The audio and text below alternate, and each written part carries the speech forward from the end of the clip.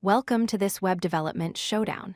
Today, we are exploring the two dominant architectural patterns for building websites: single-page applications, or SPAs, and multi-page applications, or MPAs. We will compare them to understand which one offers the best user experience for different scenarios. Let us start with the traditional approach. A multi-page application, or MPA, is how the web was originally built.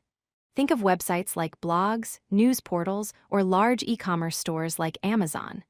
Every time you click a link, the browser makes a request to the server, and the server sends back a brand new HTML file to replace the current page. Here is a simplified view of the MPA lifecycle. It always starts with the browser requesting a specific page. The server processes this request and sends back the full HTML document. The browser then discards the old page and renders the new one from scratch. This cycle repeats for every single interaction that requires a new view. Now, let us look at the challenger, the single-page application. And SPA loads only one single HTML file when you first visit the site. As you interact with the app, instead of reloading the page, it dynamically updates the content you see. This feels much more like a native application on your phone or computer.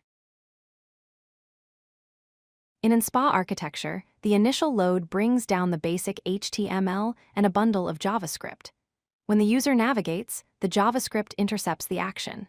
Instead of asking for a new page, it asks the server for just the raw data, usually in JSON format. The JavaScript then updates the screen instantly with this new data, without a full refresh. So how does this affect the user? With MPAs, users often experience a brief wait and a screen flash between clicks.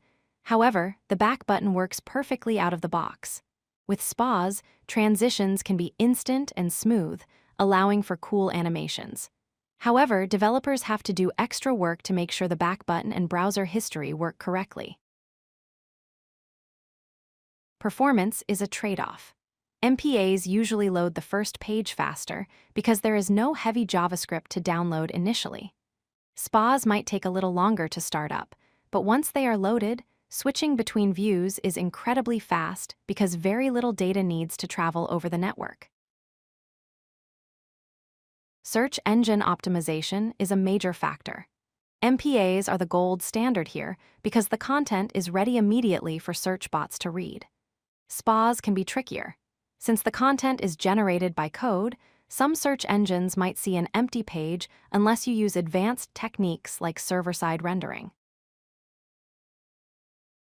You should choose a multi-page architecture if you are building an e-commerce site, a blog, or a public portal. In these cases, search engine ranking is vital, and the content is more important than complex interactivity. The simplicity of an MPA is often the best choice here. On the other hand, choose a single-page architecture for social networks, SaaS dashboards, or productivity tools.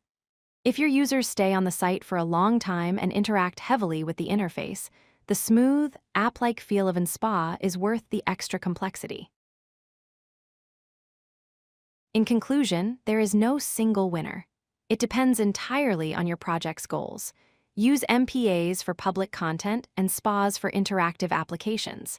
And remember, modern frameworks now allow us to blend both approaches to get the best of both worlds. Thanks for watching. If you like this video, hit that like button and don't forget to subscribe. Visit codelucky.com for more such useful content.